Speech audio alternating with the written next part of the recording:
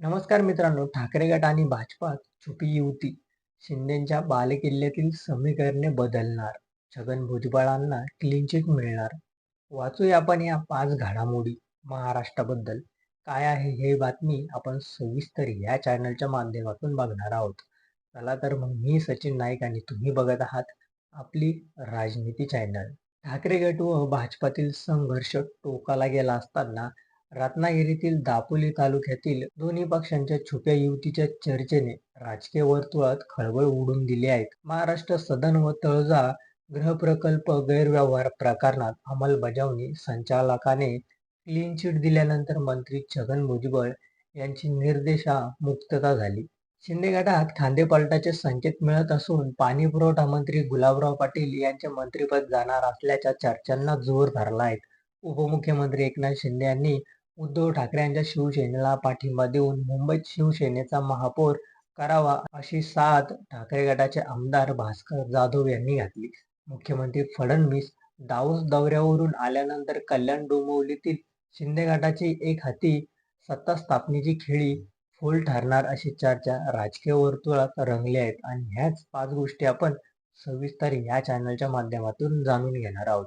त्या अगोदर चॅनलला कोणी नवीन असेल त्यांनी सबस्क्राईब नक्की करा. चला तर मग सुरुवातीला पहिला मुद्दा बघू. ठाकरे गट आणि भाजपाची छुपी युती काय आहेत? महापालिका निवडणुकीचा गुलाल फिका पडताच राज्यात जिल्हा परिषद व पंचायत समितीच्या रणसंग्रामाला सुरुवात झाली आहे. या निवडणुकीमध्ये विजय मिळवण्यासाठी सर्वच राजकीय पक्षांनी कंबर कसली आहेत. राज्यात एकीकडे ठाकरे गट विरुद्ध भाजपाचा असा संघर्ष टोकाला गेला असतानाच रत्नागिरी जिल्ह्यातील मात्र 2 पक्षातील युतीच्या चर्चांना खळबळ उडाली आहे.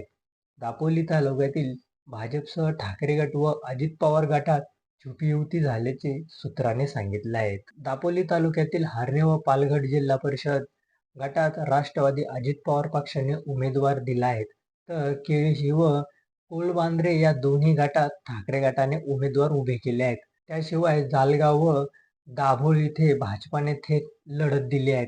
या विभागणीमुळे ही लढत एकमेकांविरोधात नसून एकमेकांसाठीच आहे का, असा थेट प्रश्न उपस्थितीत होत आहेत. भाजपशीही काडीमोड घेऊन शिंदेच्या शिवसेनेने स्वबळाचा नारा दिल्याने त्यांना पराभूत करण्यासाठी ही युती असल्याची चर्चा संपूर्ण तालुक्यात सध्या सुरू आहेत. मग दुसरा जो मुद्दा येतो तो असा येतो की गुलाबराव पाटील यांचं मंत्रिपद जाणार. शिवसेना शिंदे गटात खांदेपालटाचे संकेत मिळत असून पाणीपुरवठा मंत्री गुलाबराव पाटील यांचे मंत्रिपद जाणार असल्याची चर्चा राजकीय वर्तुळात रंगली आहे. राज्यातील नगरपालिका व नगरपंचायतीच्या निवडणुकीत भाजप क्रमांक 1चा ठरला आहे. महापालिका निवडणुकीतही भाजपाने आपला मित्रपक्षांना कित्येक पटीने मागे टाकलाय. त्या तुलनेत शिंदे गटाला समाधानकारक यश मिळालेले असलं तरी त्यांना अपेक्षितप्रमाणे चांगली कामगिरी करता आली नाहीत. परिणामी राज्यातील काही महत्त्वाच्या नगर परिषदेमध्ये आणि महापालिकेच्या अनेक प्रभागामध्ये शिंदे गटाची कामगिरी मर्यादित राहिली. आगामी लोकसभा आणि विधानसभा निवडणुकीच्या पार्श्वभूमीवर हे निकाल खास करून शिंदे गटासाठी धोक्याची घंटा मानली जात आहेत. याच पार्श्वभूमीवर शिंदे गटात खांदेपालटाचे संकेत मिळत आहेत. राज्याचे पाणीपुरवठा व स्वच्छता मंत्री गुलाबराव पाटील यांच्याकडून मंत्रिपद काढून घेणार असल्याची चर्चा आहे. याच दरम्यान मंत्रिपदावरून काढलं तरी मला काही फरक पडणार नाही. शेवटी ज्यांनी मंत्रिपद दिलं त्यांना हे काढण्याचा अधिकार असल्याचं गुलाबराव पाटील यांनी स्पष्ट केलं आहे. तिसरा जो मुद्दा येतो तो असा येतो की कल्याण डोंबिवलीमध्ये गेम पलटणार. मुख्यमंत्री देवेंद्र फडणवीस दाऊस दौऱ्यावरून आल्यानंतर कल्याण डोंबिवलीतील शिंदे गटाची एक हाती सत्ता स्थापनेला खेळी फोल ठरली अशी चर्चा राजकीय वर्तुळात रंगली आहे. भारतीय जनता पक्षाने जिल्हाध्यक्ष नंदू परब यांनी केलेल्या विधानामुळे या चर्चांनी अधिकच जोर धरला आहे. मुख्यमंत्री देवेंद्र फडणवीस दाऊस दौऱ्यावरून आल्यानंतर त्यांनी प्रदेशाध्यक्ष रवींद्र चव्हाण यांच्याबरोबर बैठक पार पडली. काहीही झालं तरी कल्याण डोंबिवली महापालिकेत 1001% हा भाजप शिवसेना महायुतीचा महापौर बसेल असं नंदू परब म्हणाले आहेत. कल्याण डोंबिवली महापालिकेच्या निवडणुकीत युती म्हणून लढलेले भाजप व शिंदे गटात महापौर पदासाठी मोठी रस्सीखेच पाहायला मिळत होती. महापालिकेत भाजपकडे 51 तर शिंदे गटाकडे 54 नगरसेवक निवडून आले होते.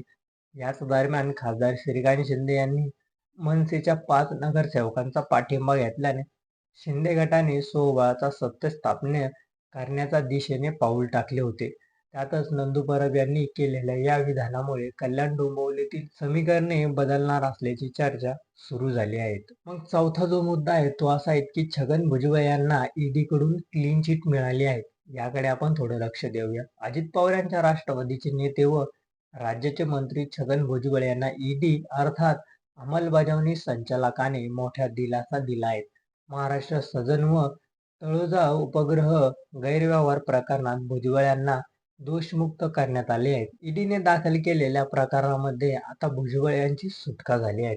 याआधीही लाचलुचपत प्रतिबंधक विभागाने या प्रकरणात भुजबळांना क्लीन चिट दिली होती. छगन भुजबळ हे राज्याचे सार्वजनिक बांधकाम मंत्री असताना विविध कंत्राटदारातून भुजबळ कुटुंबाच्या कंपन्यांना मोठ्या प्रमाणात रोख रक्कम लाचेच्या स्वरूपात मिळाल्याचा आरोप ईडीने केला होता.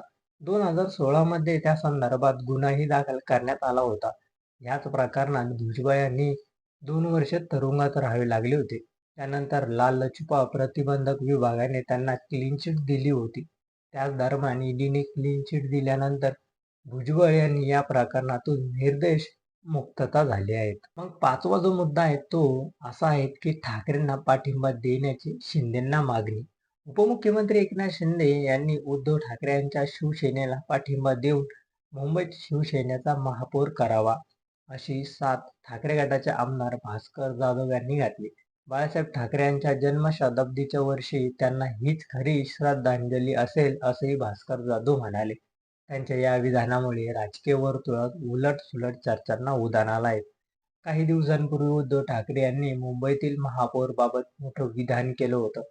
देवाची इच्छा असेल तर आपला महापौर बसेल असं ते म्हणाले होते. त्याच दरम्यान महापौरबाबत राजकीय वर्तुळात हालचाली सुरू असल्याच्या चर्चा सुरू होत्या. पण मुंबईत महायुतीचाच महापौर होणार असल्याची माहिती शिंदे गटाच्या नेत्यांकडून देण्यात आली. त्याच पार्श्वभूमीवर उपमुख्यमंत्री एकनाथ शिंदे यांनी मुंबईत उद्धव ठाकरे यांच्या शिवसेनेला पाठिंबा देऊन शिवसेनेचा महापौर करावा असं भास्कर जाधव यांनी म्हटलं आहे. त्यामुळे शिंदे गटाची भूमिका काय असणार आहे याकडे सर्वांचं लक्ष लागलं आहे. तर तुम्हाला काय वाटतं याबद्दल हे आमच्या चॅनलच्या कमेंट बॉक्समध्ये नक्की कळवा आणि व्हिडिओ आवडला असेल तर चॅनलला कमेंट बॉक्समध्ये नक्की सांगा.